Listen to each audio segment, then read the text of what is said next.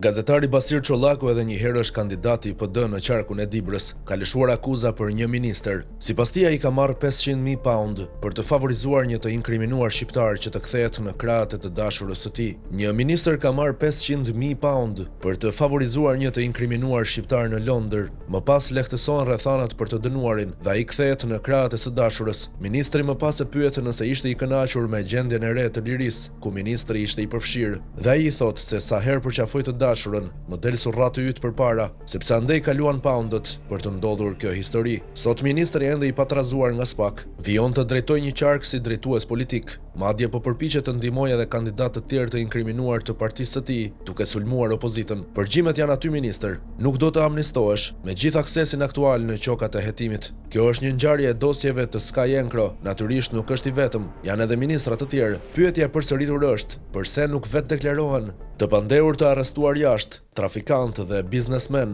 kanë një arkiv të rëndë komprometuese ku pushtetarët qeveritar ngarkohen me përgjegjësi të rëndë penale. Transaksionet financiare të pronave, investimet dhe pastrimi i parave janë akuza reale në përdosje. Çunat e Londrës, Dubait, Holandës, Belgjikës kanë nën kontroll gjysmën e kandidatëve të mazhorancës. Ministër, mos plotso kërkesat e bashkiakëve kandidat kundër opozitës, secili të mendoj për veten, sepse dosjet do të shpërthejnë për shumë prej jush.